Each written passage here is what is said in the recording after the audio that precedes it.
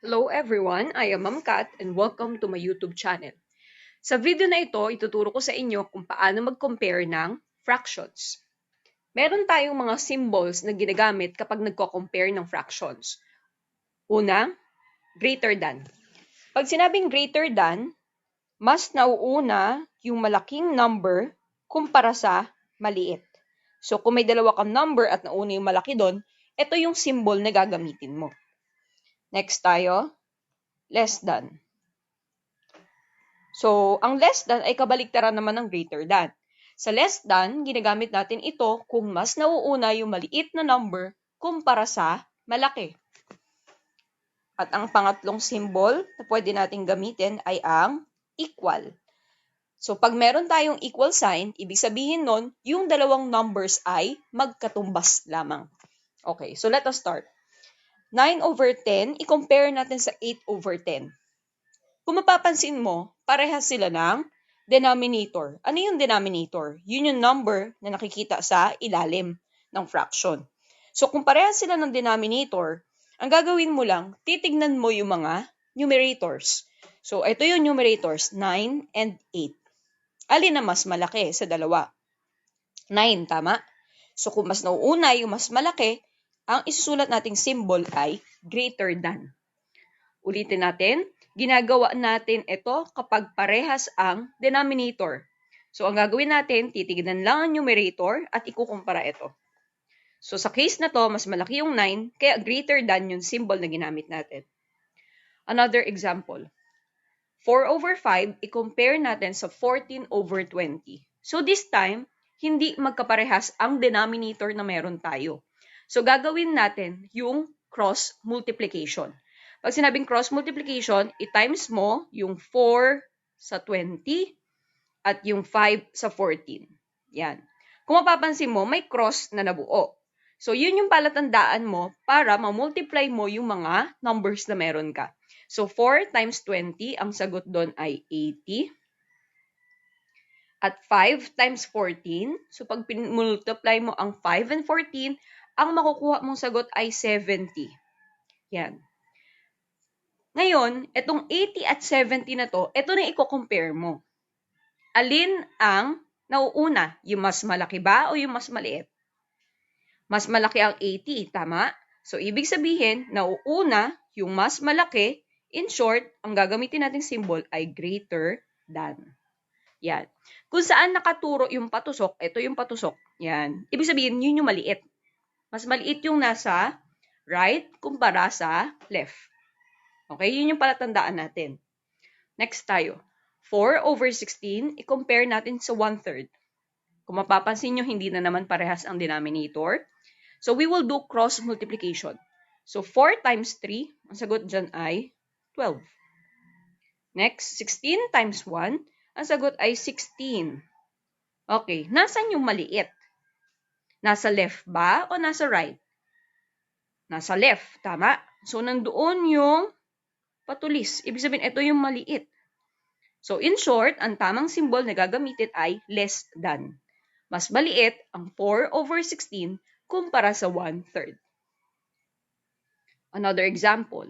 4/7, i-compare natin sa 3/5. So, times natin ang 4 and 5, we will get 20. Next, i-times naman natin ang 7 and 3, we will get 21. And then compare. Alin na mas maliit?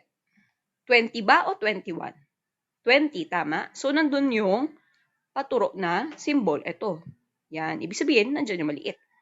So, kung nandyan yung maliit, ang symbol na gagamitin natin ay less than. Another example. 3.5 and 2.5.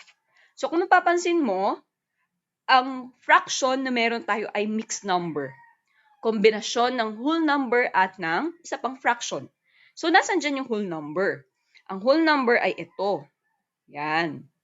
So, sa left, ang whole number ay 3. Sa right, ang whole number ay 2. So, kung may mixed number ka, compare mo lang yung whole number. Kung ano yung mas malaki, yun na yung gagamitan natin ng symbol na greater than. So, ibig sabihin, mas malaki yung 3 kumpara sa 2. Mas malaki yung left. Yan. So, symbol na tamang gamitin ay greater than. Another example, 9 and 2 over 7, tsaka 9 and 1 over 7. So this time, compare natin yung whole numbers. Ang whole number ay 9, whole number ay 9. Ano napansin nyo? Parehas sila, tama? So kung parehas ang whole number, tumingin ka na sa fraction part nila. So ito yon, 2 over 7 and 1 over 7. Naalala niyo yung sinabi ko kanina? Kapag parehas ang denominator, i-compare mo na lang yung numerators. So dahil parehas na 7 ang denominator, sa numerator na tayo titingin ngayon. So 2 and 1. Nasa na mas maliit na part?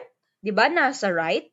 So ibig sabihin nandun yung maliit na part ng ating symbol. So kung babasahin natin tong symbol na to, greater than ang tamang gamiting symbol. Okay po. Last example, 15 over 4, i-compare natin sa 3 and 3/4. So in this case, iba yung itsura ng given. Ang given natin ay isang improper. Pag sinabi natin improper, mas malaki yung numerator, ito yung numerator, kumpara sa denominator. Yan. Ngayon, yung isa namang given ay mixed number. May whole number at may fraction. So kapag ganyan ang meron ka, mas mainam na gawin mo munang improper fraction ang ating mixed number. So ito, babaguhin natin to. Okay? So paano natin gagawin yung improper fraction? Kung naalala mo kung paano gawin yon, ganito. Okay? Times plus. Yan. May palatandaan tayo. So mag-umpisa tayo sa baba. 4 times 3 is 12. Plus 3 is 5. Ulitin ko ha. Umakyat tayo. Ganun ang direction natin. So 4 times 3 is 12. Plus 3 is 15. Okay? So ibig sabihin, ito ay 15 over 4 originally. Ngayon yung 3 and 3/4, naging 15 over 4 na siya ngayon. Dahil 4 times 3 plus 3 is 12. Ulitin natin. 4 times 3 plus 3 is 15 over 4. So, kinopya lang natin. And then, we will now compare these two fractions. Pag kinompare natin yan, actually, kahit hindi mo nang i-times, makikita mo na yung 15 over 4, parehas lang sa 15 over 4. So, ang damang symbol na dapat gamitin ay equal. Please subscribe to my YouTube channel, Project Cath. Thank you for watching.